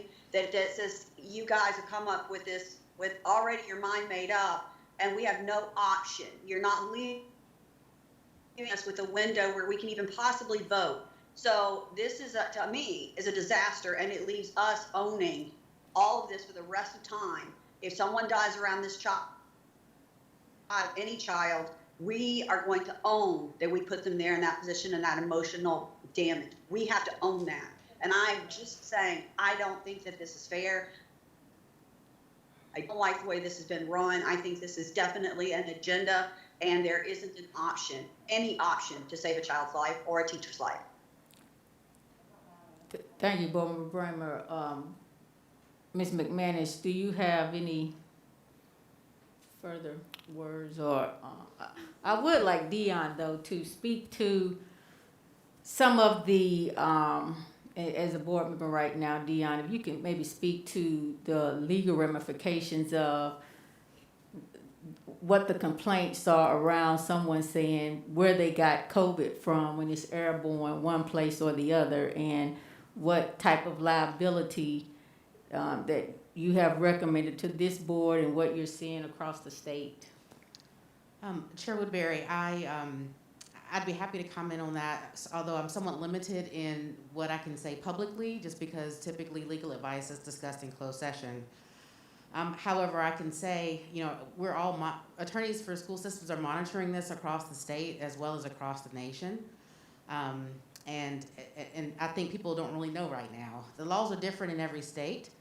I will say that in this state, the legislature did take some action this past summer to address some of those liability concerns with regard to various immunities and that sort of thing. But it's really hard to say what the future holds from a legal perspective. But of course, since I'm in a public forum, there's limitations on what I can say as far as legal advice. But if you'd like to go into closed session, I can elaborate more on that. Thank you.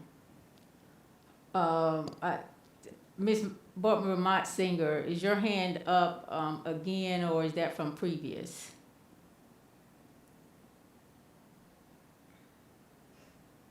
I said my piece. Okay, thank you.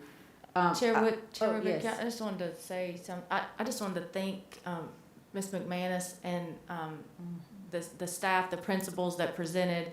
I think through this process, I think you've been very honest with your answers. They, even when it may not be something that you know that a board member asked you wanted to hear, but you were honest about that, and I think we have to appreciate that honesty. I also feel that you have been very positive on people are on both sides of this, and I don't think there is a right answer, and I think that but the positivity and the way that you and staff have approached this that I have seen speaks volumes. Some, just because we don't necessarily agree on some of this, there's no reason to be, ugly and nasty, and we've seen that, and I don't think that gets us anywhere. And so I appreciate that professionalism, and I sincerely know that you have read every one of those things, and I think that all of our board has. But I appreciate the transparency, because I didn't think this was something that was canned. And I think that actually any time if a board member wants to change something, you can make a motion, you can do things, but the board did vote to proceed this way, but I just do appreciate that, because I know that probably being here tonight and knowing that one question is kind of for and one's kind of against going is not easy to do. And it's not easy to do when you haven't been in this role very long. And so I don't think it's easy to serve under these conditions or make decisions, but I, as a board member, do appreciate that. And I think our parents will appreciate that, and our staff will appreciate that. May not always agree with that, but I think as far as being transparent and being honest, it came across tonight, and I think that goes a long way. Thank you. Yeah. I would just like to thank the principals that were on tonight. It's 2 hours and 15 minutes later, and I know that all of us, the stress of this is very, very real from a psychological and I think, obviously a physical standpoint. I understand that, because of the decision that this board, has made, and we have stayed consistent with that through the, working with our district staff, and definitely those teachers and leaders on the ground to make our schools, safe, that the perception can be that, how seriously are we taking it as a board? And I will say that, that question, although I understand it, I think it dismisses the human factor that you see up here as, human beings, as board members trying to work with other human beings to make sure all of us in Winston Forsyth County Schools safe. So I would just say plainly and respectfully agree to disagree that we don't take this seriously. We take this very, very, very seriously. I think as a board, what we're trying to do is work, effectively with the leader of this school system, who is Mrs. McManus, and with the recommendation. I think that this community should be concerned if the superintendent came and said one thing and we went straight the other direction. I think that would just, really be even more problematic. So we understand that there is areas of disagreement, but I hope that, as Ms. McManus has stressed, as a community, we can work together across the entire county around what we can all do to try to stay as safe as possible and to help our students, our teachers, and our leaders in our schools, all educators in Winston Forsyth County Schools, help us to do this, because we cannot do it alone. This is a community-wide effort to try to move past this pandemic. So I appreciate Ms. McManus and the staff again. I have visited schools, and I am very humbled and very vulnerable to what teachers are doing on behalf of the good of this community. And so I can't say thank you enough, and there really are no words. Excuse me, just thank God for the educators in these buildings that's trying to do the best job that, we can do for our community. There are no action items on the agenda, and so the last item is adjournment. Is there a motion to adjourn? Second. There are no further questions or discussions. All in favor, let it be known by aye. Aye. Any opposed? Thank you.